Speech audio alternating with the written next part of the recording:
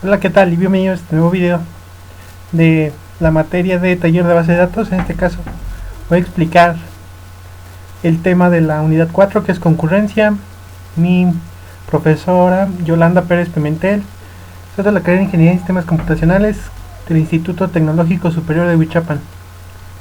Bien, continuando, tenemos el contenido, donde abarcaremos los puntos de la unidad, que serían los conceptos, las propiedades de las transacciones, que es un poco más a fondo en lo que se basa esta unidad, los grados de consistencia, los niveles de aislamiento, el commit y el rollback, y las respectivas referencias de las páginas consultadas, libros consultados y demás. Bien, primeramente tenemos como conceptos principales la transacción, que dijimos que este es un poco enfocado más a este tema, donde dice que una transacción es una unidad de la ejecución de un programa. Este puede consistir en varias operaciones de acceso a la base de datos. Esta delimita por constructoras como begin transaction y end transaction. Esta sería la estructura básica de la transacción. Y estas igualmente sirven para asegurar la consistencia de la información, asegurarse de que sea bien ejecutada, sea bien estructurada y consolidada, guardada, asegurándose de que un conjunto de sentencias se ejecuten correctamente o por contrario no se ejecuten. Continuando, tenemos algunas propiedades de cuyas transacciones, donde una de ellas es la atomicidad, que se refiere al hecho de que una transacción se trata como una unidad de operación. Esto, por lo tanto, a todas aquellas acciones de transacción se realizan o ninguna de ellas se llevan a cabo. Esto se refiere con atomicidad. Otro sería la consistencia. Es simplemente la correctitud. En otras palabras, una transacción es un programa correcto que lleva la base de datos a un estado consistente o a otro. Esta sería con qué contundencia quedaría algo establecido en la base de datos. El aislamiento. Una transacción en ejecución no puede revelar sus resultados a otras transacciones concurrentes antes de finalizar. Esto refiriéndose a que un poco de privacidad, no puede estar compartiendo con otras transacciones. A eso se refiere con aislamiento. La permanencia. Esta principalmente es la propiedad de las transacciones que se asegura que una vez que una transacción ya ha sido finalizada, sus resultados son permanentes y no pueden ser borrados de la base de datos por alguna falla posterior. A esto nos referimos con permanencia. Bien, continuando con lo siguiente, tenemos los grados de consistencia, donde la consistencia la podríamos definir como la coherencia entre los datos de la base de datos. Como dijimos anteriormente, una transacción finalizada ya no puede no confirmarse definitivamente. ¿Esto qué se debería? ¿A alguna modificación o X cosa que afecte a la transacción? Si se confirma definitivamente, el sistema asegura la persistencia de los cambios que ha hecho efectuado en la base de datos. Si algunos de ellos, por alguna cosa, es anulado, estas transacciones o estas acciones son deshechas. Una transacción que termina con éxito se dice que está comprometida, o un poco más a la base de datos, committed. Estados de una transición. En cualquier momento una transición solo puede estar en uno de los siguientes estados. Puede estar ya sea activa, es el estado inicial de la transacción que permanece en un estado durante su ejecución. La parcialmente comprometida, después de ejecutarse la última transacción. La fallida, tras descubrir que no se puede continuar la ejecución normal. Este puede ser un estado que falla, ya no falla en la base de datos. O abortada, que después de haber sido retrocedida la transacción y restablecida la base de datos, su estado anterior comienza de la transacción. O sea que podría ser abortada con el rolled, que esto lo vamos a ver un poco más adelante. Niveles de aislamiento. Un nivel de aislamiento describe el grado en el cual los datos que están siendo manipulados por una sesión son visibles para otras. Uno de estos sería la serializable o la en serie. En este nivel de aislamiento de los datos, las sentencias no pueden leer datos que han sido modificados por otras secciones y haber sido completadas. Este iría un poco más del aislamiento. Hoy vamos a ver un poco de su estructura. Vamos a... permítame.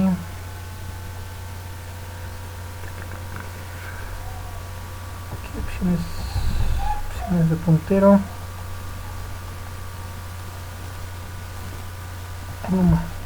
Aquí veríamos aquí alguna transacción y le introduciríamos un nivel de aislamiento. En este caso tenemos level serializable, que quedaría a un nivel en serie. Este significa que no puede leer o no puede consultar sentencias que puedan estar en otras transacciones. Aquí tenemos la estructura básica, como vimos anteriormente, donde la tenemos el empiezo de la transacción. Aquí tendríamos el contenido o el cuerpo de la base, y con commit transaction terminaríamos la transacción. Esta sería la estructura básica de la transacción. Otro de ellos sería la lectura repetible, repeatable read. En este caso, las sentencias no pueden leer datos que han sido modificados sin haber sido committed, o sea, terminados por otras transacciones hasta que la transacción inicial no ha sido completada. Aquí igualmente tenemos un cuerpo, el nivel de aislamiento, la terminación y el inicio y el fin de la transacción y el cuerpo. Aquí veremos más adelante el cuerpo de la base de datos. Niveles de aislamiento. Tenemos igualmente los que se pueden leer ya entregados, posteriormente entregados, read committed. Estas transacciones manejan un loop exclusivo en el momento que los datos están siendo modificados, por lo tanto no permite que otras transacciones lean esos datos modificados hasta que la transacción no se haya completado del commit. Aquí igualmente tenemos nuestro nivel de aislamiento, nuestro inicio, nuestro fin y nuestro complemento del cuerpo de la base de datos. Otro de ellos sería el read uncommitted, leer no entregados. Son las transacciones que corren a este nivel, no manejan bloques compartidos para evitar que otras transacciones modifiquen los datos que fueron leídos en transacciones actuales.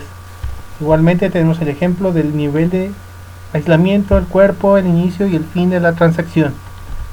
Continuando, como dijimos, aquí, por decir, aquí tenemos esta parte y todas estas se ejecutan después de que la transacción terminó con su respectivo nivel de aislamiento. Esto que queremos decir, ya que tenemos nuestro nivel de aislamiento, y aquí tenemos el de leer no entregados. Una vez empezado esto e iniciado la transacción, podemos hacer uso de nuestras instrucciones básicas, ya sea cualquiera de las instrucciones básicas, seleccionar, borrar alguna tabla, insertar dentro de esa tabla o actualizar esa tabla, entre otras muchas variedad de operaciones que podemos hacer, acciones que podemos hacer. Bien, continuando, ya para finalizar tenemos el commit y el rollback. El commit, a grandes rasgos, es una transacción válida que se hace. Esta garantiza que todas las modificaciones de la transacción se conviertan en una parte permanente de la base de datos. También libera recursos que utiliza la transacción, como por ejemplo los bloqueos. Hay que utilizar commit transaction solo para el punto donde los datos, lo que hacen referencia a la transacción, sea lógicamente correcto. Eso lo daríamos como el inicio de la transacción. El commit transaction, para, ya como dice el texto, se convierte en una parte permanente de la base de datos. Aquí tenemos un pequeño ejemplo donde tenemos uso de una base de datos. Aquí empezamos, bueno, aquí es para detectar algún error, y aquí es donde tenemos lo importante, begin transaction, que es la inicialización de la transacción, y aquí simplemente está insertando a una tabla llamada dbo.fetch, donde tenemos el nombre, teléfono, email, código postal, entre otros. Lo que va a hacer sería dejarlo permanente en esa tabla, en la base de datos, y lo que hace sería agregarlo. Aquí tenemos Gabriel, aquí agregaría la tabla Gabriel y simplemente la agregaría aquí con la instrucción commit transaction. Por otro lado, si se produce un error en una transacción o el usuario decide cancelar la transacción, hay que echar para atrás toda esa transacción que se ha hecho en la base de datos. Esto se hace con la instrucción rollback, que devuelve los datos al estado en que también estaban al inicio de la transacción. Esta instrucción también libera los recursos que mantiene en la transacción. Aquí tenemos el mismo ejemplo, pero ahora con diferentes datos. Aquí insertamos igualmente. Ahora insertamos a Alberto. Y aquí va a encontrar un error. Va a encontrar un error. Y simplemente no lo va a dejar, va a caer en el error y va a retroceder toda la transacción. Rollback regression recaería aquí, por lo que la inserción a la tabla WO ficha no se completaría. Aquí vemos que no se completa cuya registro, y así es como funcionaría el rollback transaction, que devuelve los datos al estado anterior de la transacción.